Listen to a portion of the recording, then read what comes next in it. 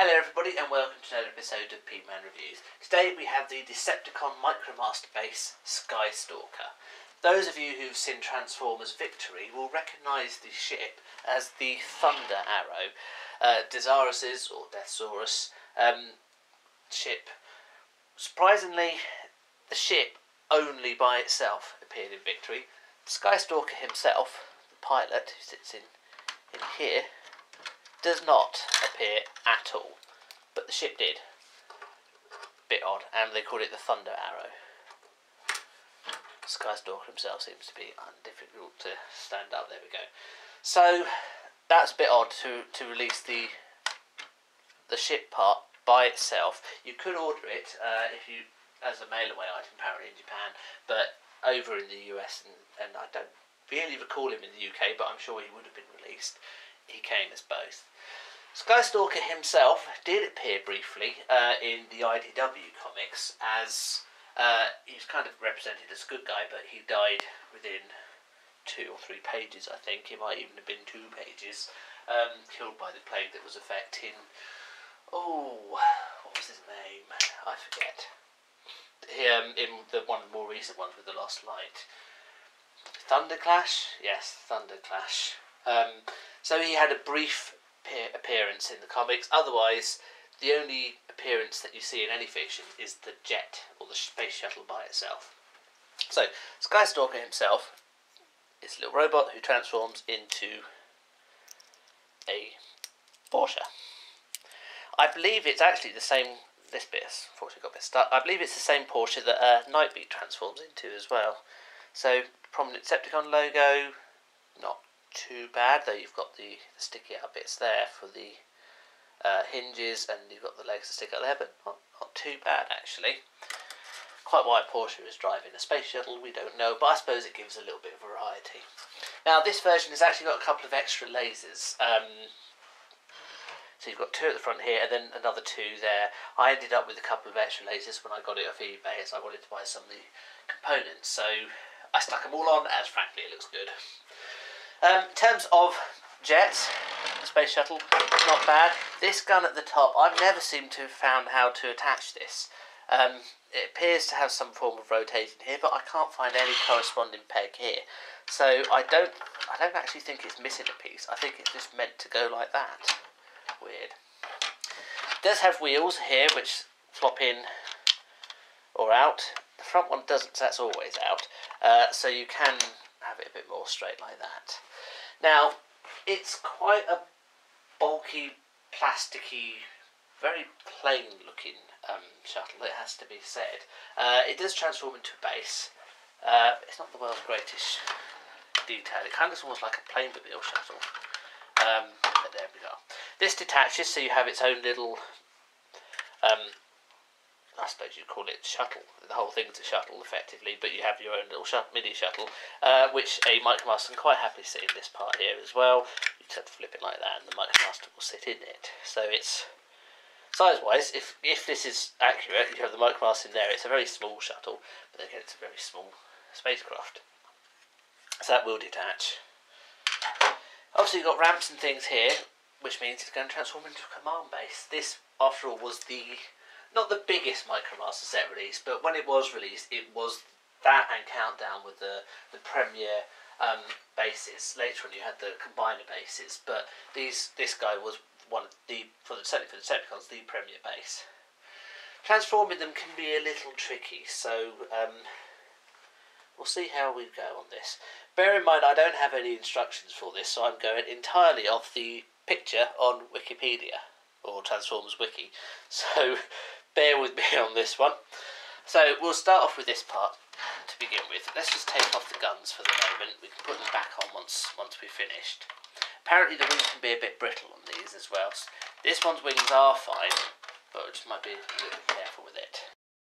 Before I go any further with this, I'm just going to point out that down here you have, if I can just open it, a little loading plant, which was occasionally seen on Victory. It doesn't go anywhere, it doesn't do anything, but it is just a little extra ramp that you have. Kind of looks a bit like a mouth, doesn't it? But it's just another little accessory that you have. Okay, so transforming this. start off by flipping this up like that. This whole rear then flips round and round like that. If you turn it the other way up, this will then go like that, and you can then have that bit flip out like that. So you've got a command deck inside there. This will now rotate up like so. You can open that if you wish as well. Okay, wings go up, this goes pinging, flying off. It's okay, it will just slot back on. This is where where previous, say, you often get these without all the accessories because they do have a tendency to ping off with the way the transformation works. And this being generation 1, nothing's meant to ping off. There's no built-in function, so if something goes pinging off, that's it, it's pinged off. This flips down like that to make a nice ramp all the way up there. I guess this is probably where you can lower this mouth again, or the loading bay again, because it now becomes effectively a seat, a command deck seat. So we're going to put this one here to make another ramp there. As you can see, it's got an end there, so you can connect it to all other bases which have that interlocking thing, such as Triptychon, the Autobot releases. That why you want to connect it to an Autobot, I don't know. And also you should therefore be able to connect it to the base modes of Motormaster as well. Not tried, but in theory you should. Alright, this transforms as well, and we'll connect to it. So this goes down, that goes down. This will come apart like that. The wings themselves will then fold down like that. Obviously we need somewhere for these to go into, and you can just see that's what these little slots are for. So the idea is this will sit on here. Now, I'm going to have it this way round. You could have it the other way round, I guess. There we go. And you've got yet another command deck up there. So it's pretty big, and that is as zoomed out as it will go. It's quite a big module all told, and then you could reattach the guns as you see fit. So you could put a gun at the bottom there, you could have a gun here, you could have a gun here.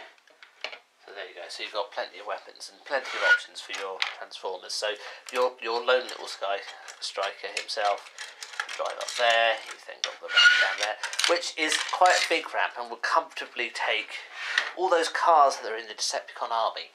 I know there's not many, are there? Mainly the Stunticons, I guess, would quite happily fit in there and roll down. But so would the Autobots as well. If you want to have Jazz and Co come down there. Obviously, when transformed, Skystalker himself, you see, he's got a little notch out there, so he will stand there. If you wanted him to, you can stand him up the top here. He's got various places he can go. And the idea, obviously, is you're meant to have loads of Micromasters, so, you know, you can have someone sit here operating the control system there. You know, with this, you've got room here to put another gun, or something else. So you've got plenty of opportunities to make it into not just a command centre but a base. It's quite good, it has to be said. I'd say it's a little bit plasticky in that it's just lacking. While it does have some nice details on it, if I zoom in, there you are. This is quite nice detailing on this wing here, and you see you've got quite nice markings on there. Make quite a nice sound on it. It's not that detailed, and inside here you've got some quite good detailing too to give the impression of a command base. But there's all one colour. Where's the colour variation? Where are the stickers? I don't know if I'm missing stickers. I don't think I am. I suppose it's always possible, but where are the decals? Where is the colour? It's so monochromatic, and I'm pretty sure I'm not missing any stickers either. It's just, that's perhaps the most disappointing part, is it's the lack of detail on it. Yeah, I would have liked to have seen some yellow, you know, maybe on here for example, maybe some red, anything almost. It feels very Playmobil, with like with missing those details on it. So that's a bit of a shame. But otherwise it's alright. I mean, where this huge gun goes, I don't know. Does it stick up here still? There's no obvious home for it. Does it stick on here? I don't know if I don't think I'm missing a part, but there's no obvious way to attach it. You know, so it's a bit odd. I guess you can put it like that, but there's no obvious point to attach it. So I don't know. I don't think I'm missing a part. Certainly I've not seen any that I'm missing. This is quite top heavy, so you do have to have it forward as much as you can, otherwise it tends to want to go back. Then when it goes forward it comes off, but anyway, never mind. So yeah, that is Skystalker. It's pretty decent. All told, it is quite a decent base, and if you had plenty of Micromasters, you've got quite a lot of room there to work with. It's much smaller than the Autobot base, which we'll do next, but it's still quite a decent base. Thinking about looking at how this is now, the cockpit clearly is meant to be closed when it's in base mode, isn't it? Never mind. As I say, it's quite a decent base. You've got plenty of room. I like the fact that you've got quite a big ramp here, which means that your larger Transformers, such as the Stunticons, such as the Combaticons, will quite happily fit down that ramp as well. I haven't got any G1 Combaticons or Stunticons, unfortunately, to show you, but you get the idea. They will quite happily fit down that ramp, so you can use the larger Transformers with it as well. Which is quite nice, because, let's face it, most kids would have had the larger Transformers as well as the Micromaster range. So yeah, it's quite a nice size base. As a space shuttle and as a spaceship, again, it works. It feels a bit Playmobil because it's lacking in detail and colours, but it's alright. Definitely one to get hold of, and a worthy addition to your Micromaster collection. Thank you very much for watching. Please leave any comments, click on the links below, and I'll see you for the final part of our Micromaster review, which will be Countdown. Thank you. Goodbye.